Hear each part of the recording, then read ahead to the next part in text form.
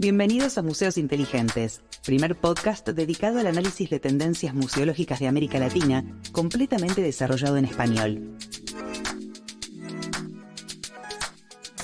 Bienvenidos y bienvenidas al segundo episodio del podcast Museos Inteligentes.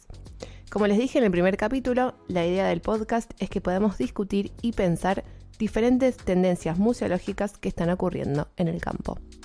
Y el tema de hoy es el cruce que está ocurriendo y cada vez se profundiza más entre museos y la industria del videojuego. Siempre me preguntan cómo surge la idea de investigar este cruce. La realidad es que fue gracias a la especialización en industrias culturales, porque ahí lo que empecé a ver es que diferentes industrias culturales se estaban de alguna manera adaptando a los no ya tan nuevos hábitos de consumo cultural y comunicación en relación a la virtualidad. Y la verdad es que yo veía que por allá en el 2018, prepandemia, los museos no estaban adaptándose.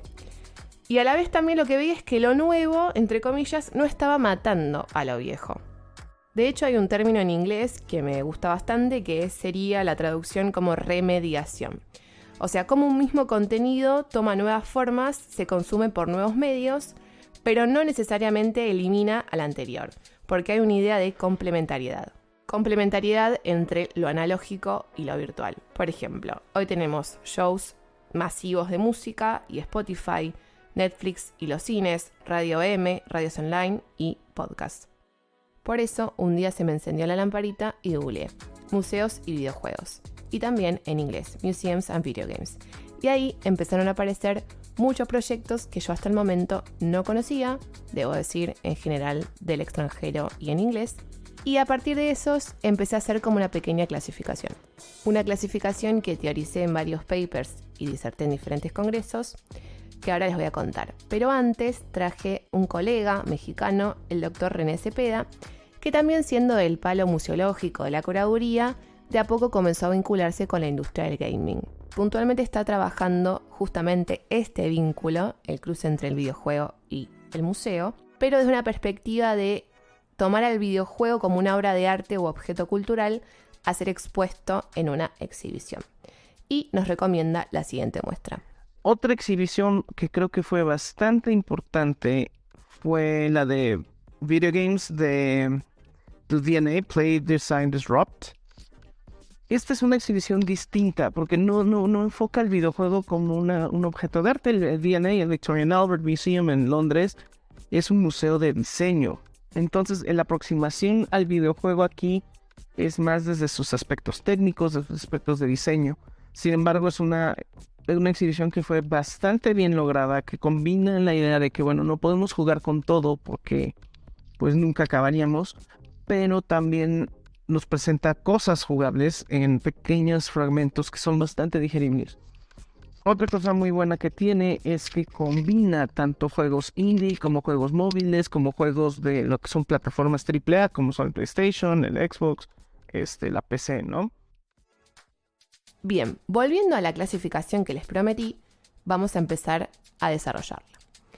En un primer punto o en un primer grupo podemos encontrar videojuegos que se hacen a partir de las colecciones de los museos. Videojuegos para ser jugados fuera de las paredes del museo, es decir, que el jugador no tiene nunca por qué ir o visitar esa institución. Incluso acá en Argentina tenemos un juego que es de la Manzana de las Luces, a mí me gusta uno que es francés, que es Mission Sigomar, y podemos llegar a buscar y encontrar otros. Dentro de este primer grupo tenemos otros dos subgrupos o subclasificaciones. Por un lado, las salas de escape virtuales.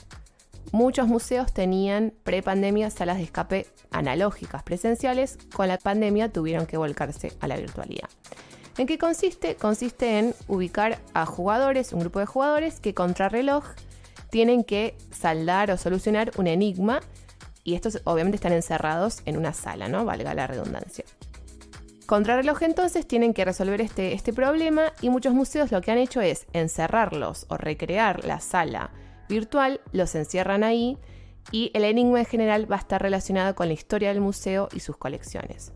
Por otro lado tenemos los juegos online, que ya no es un videojuego porque en realidad lo que utilizan son plantillas, plataformas existentes y muchas veces gratuitas que están en internet, que tienen por ejemplo juegos de sopas de letra, ahorcados, rompecabezas, y de alguna manera, entre comillas, llenan de contenido esos juegos, contenido por supuesto a partir de las colecciones del museo. Entonces tenemos videojuegos concebidos a partir de las colecciones del museo, las salas de escape virtuales y estos juegos online. En un segundo lugar podemos encontrar museos que se están vinculando con videojuegos ya existentes y súper conocidos a nivel mundial. Por ejemplo, el caso típico para mencionar es el Animal Crossing. Animal Crossing es un videojuego de Nintendo, como les dije, súper conocido, en donde el jugador lo que tiene que hacer es administrar una casa, una isla y un avatar a partir de diferentes desafíos que el juego le va imponiendo, le va proponiendo.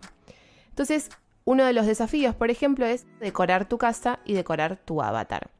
Ahí es donde vieron la oportunidad de los museos. ¿Por qué? Porque muchos museos, entre ellos el Met, por ejemplo, o del Traje de España, disponibilizaron sus colecciones para que la gente pudiera decorar una pared con obras, por ejemplo, del Met, o vestir a su avatar con un vestido del Museo del Traje de España. Entonces, de alguna manera, lo que se logra es posicionar las colecciones de los museos en un ámbito a priori que nada tiene que ver con ellos, como estos videojuegos. Hay otro caso que es el Minecraft, otro súper conocido videojuego, en donde de alguna manera la gente se apropió o generó este vínculo entre museos y videojuegos, porque tenemos grandes jugadores, constructores. El Minecraft es un videojuego para construir diferentes ambientes, desde un árbol hasta un mega edificio existente, y ahí es donde entran los museos. Los jugadores más duchos se dedicaron de alguna manera a poder o a replicar los edificios de museos en ese juego. Pero los británicos durante la pandemia fueron un poquito más allá, porque generaron o reconstruyeron las salas de sus museos a nivel virtual en el Minecraft para poder generar talleres educativos virtuales para los niños que por la pandemia no podían visitar el museo de manera presencial. En un tercer grupo tenemos las conocidas Game Jams, que son eventos que en realidad vienen de la industria del videojuego, pero que de a poco los museos se van apropiando. ¿En qué consiste este evento? Consiste en convocar a diferentes personas, puntualmente muchas veces están destinadas a estudiantes. Se hace una gran convocatoria a game designers, programadores, artistas, con diferentes consignas. La consigna en general ronda en la construcción y creación de un videojuego en un determinado corto periodo de tiempo. Y diferentes instituciones culturales vieron acá también una oportunidad. Por ejemplo, el Centro de Cultura Digital Mexicano realizó en 2 oportunidades una Game Jam para relacionar la industria del gaming con, por ejemplo, por un lado, patrimonio arquitectónico y por otro, patrimonio paleontológico. En estos casos se convocaba a profesionales del campo paleontológico, patrimonialista y de la conservación, como a profesionales del palo del videojuego. ¿Por qué? Porque el videojuego en este caso tenía que tener como objetivo que ayudase a la concientización sobre la importancia de la preservación de los diferentes patrimonios. Una pionera en vincular Game Jams con el patrimonio es la Biblioteca Británica, que lo hace desde el 2012, interpelando puntualmente a adolescentes de nivel medio. Cada año lo que hace es proponer una temática, por ejemplo Shakespeare, convoca a estos estudiantes quienes deben, a partir del patrimonio de la biblioteca, cartas, libros, mapas, ilustraciones, realizar estos entornos virtuales o videojuegos. En cuarto lugar tenemos lo que se llama Game-Based Learning, es decir, videojuegos que se concibieron y crearon para ser jugados in situ, al recorrer las salas del museo. Por lo que fui encontrando, en general son videojuegos para chicos, pensados para chicos o adolescentes, que de alguna manera lo que hacen es justamente propiciar este intercambio y la interacción del visitante con la información curatorial que se dispone en la sala y la colección expuesta. Por último, tenemos lo que son los sistemas gamificados hechos por museos. El caso que siempre menciono es un caso o un proyecto que crearon desde el Museo de Arte de Dallas en Estados Unidos, y lo crearon por la siguiente situación. Ellos habían hecho un estudio de público y detectaron que la afluencia estaba bien, estaban conformes con el caudal de público que iba, pero el inconveniente era que esa gente no retornaba al museo, era una visita única. Por lo tanto, crean este sistema para retenerlos y para que justamente esa segunda o tercera visita se desarrolle. Este sistema, que motivaba a la gente a volver al museo, estaba diseñado con diferentes desafíos ligados al consumo de los diferentes productos que el museo creaba, que a su vez estaban vinculados con recompensas que recibían. Por ejemplo, un desafío podía ser visitar una muestra determinada, realizar un taller, llevar a un amigo, subir un posteo, dar un like, etc. Siempre relacionado al producto que ofrece el museo. Y las recompensas podían ser virtuales dentro del sistema, como medallas, puntos, insignias, y por otro lado también recompensas que llamamos reales, que podía ser desde un regalo de la tienda hasta de acceso, por ejemplo, una visita presencial con el curador de la muestra y demás. Lo digo como para inspirarlos a que si trabajan en museos, pensemos, por ejemplo, cómo estos sistemas gamificados nos pueden ayudar al cumplimiento de nuestros objetivos institucionales. Bueno, hasta acá básicamente la clasificación. A grandes rasgos les fui contando, si les interesa podemos seguir hablándolo por las redes o les comparto bibliografía y demás.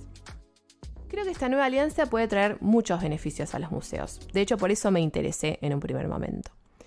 Por un lado, los videojuegos, al ser jugados de manera remota, colaboran en que los museos estén donde los jóvenes están. Podemos generar actividades lúdico-pedagógicas innovadoras y también nos ayudan a traccionar público de la virtualidad a la presencialidad. Por otro lado, estos proyectos nos pueden servir para expandir narrativas más allá de las barreras físicas, nos pueden servir para divulgar patrimonio que no suele exhibirse y suele estar guardado en la reserva, también para poder empezar a explorar cómo se transmiten contenidos en formatos que normalmente nosotros no solemos trabajar. Como les dije en un primer momento, es un tema todavía poco explorado en Latinoamérica, seguramente será por presupuestos, también quizá por idiosincrasia y demás, y René nos cuenta su perspectiva al respecto.